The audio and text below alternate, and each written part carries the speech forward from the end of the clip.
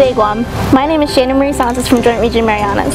Today we're at Paseo to meet local sailor Frank Cruz and master navigator Manny Sicao. Let's go. Hi. Afade, Sheena. Afade. Welcome to Tasi. This is Manny Sicao, our master navigator. Nice to meet you. And this is Lash Camacho. Hi.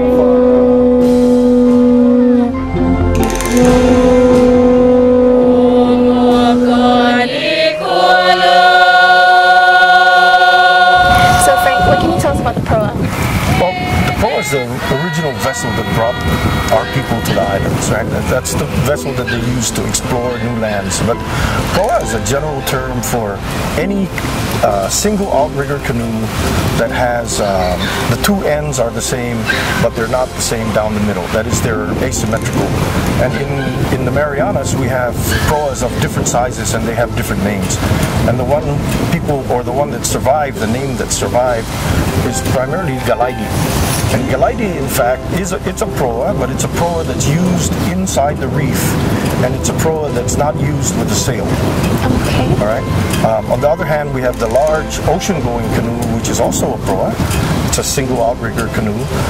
We call it the Sakman, and that's the canoe that the Europeans marveled over. You know, they said that was the flying proa. That was the fastest thing that they'd ever seen. So you mentioned that it was asymmetrical. Can you tell us what about that shape, and can you tell us how it helps in the sailing?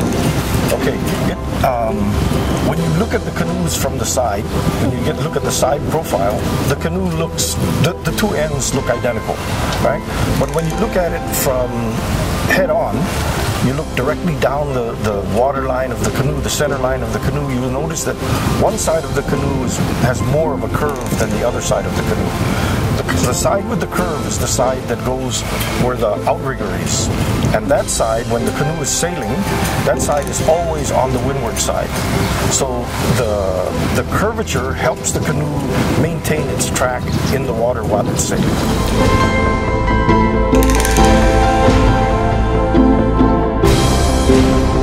So how did you learn how to sail? Oh, I learned through Tasi, our organization here. We have a master navigator. His name is Manny Sicao, and he's taught us canoe building, canoe house building, sailing, and we're also now learning navigation. What is Tasi? Tasi is a non-profit organization.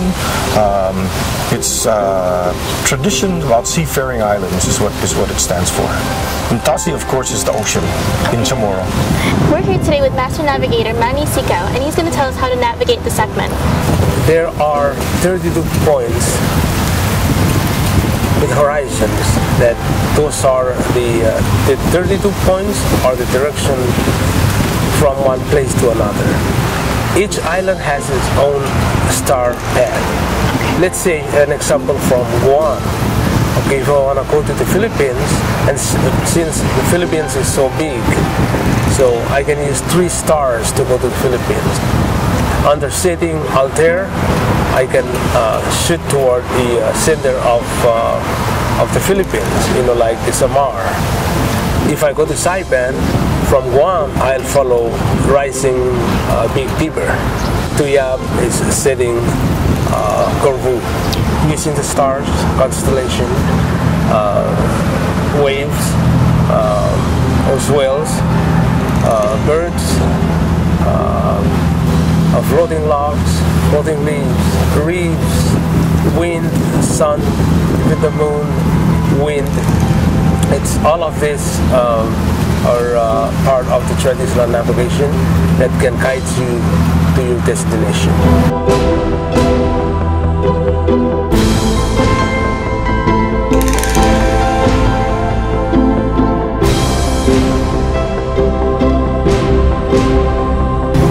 Frank, we have one of the boats that you're working on here. So can you tell us a little bit about how to make a boat and how long it takes? Sure. We're using a construction technology called strip planks, strip planking. They're strips of wood that we put together to make up the sides of the canoe. Mm-hmm. Then in the middle there's a keel. Okay. So the canoe, the shape of the canoe, the form of the canoe is determined by this mold that's here, the form that's there. And you build around that, and you attach the strips all the way up, and then when it's all through, then it's sanded down and glued. It's all glued together, and then it's coated with epoxy, so it becomes smooth and shiny like that.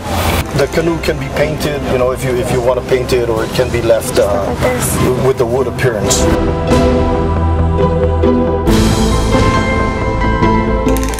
That this is already kind of sealed, so the keel was put down first. The keel was put down first, that's correct. The reason we use strip planks is because it's really hard to get big trees on Guam. And if you find big trees, they're usually not mature. They're too young. Yeah. People have offered us, oh, I have a really big tree in my yard, but every time I come and see it, you know, it's like, it's 20 years old or it's 30 years old. They need to be 60 years old, 80 years old, especially breadfruit trees. Breadfruit is one of the materials that's used in traditional canoe construction. I understand that you guys went sailing to Rota some time ago. Can you tell us a little bit about that? 2008, we completed the construction of the Sina, our Sekmen. It's a 33-foot Sekmen. It's the first Sekmen built in the Marianas in close to 300 years. Wow. And so in May of 2009, we took the canoe on its maiden voyage. And we took it and we sailed it to Rota, which is 45 miles away.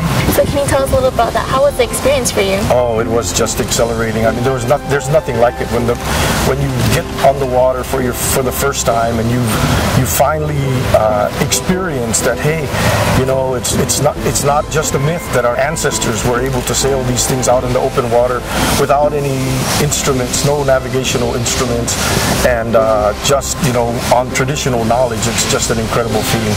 It also it made me very proud to be a Chamorro at this time, and you know, being on that first voyage was quite an honor.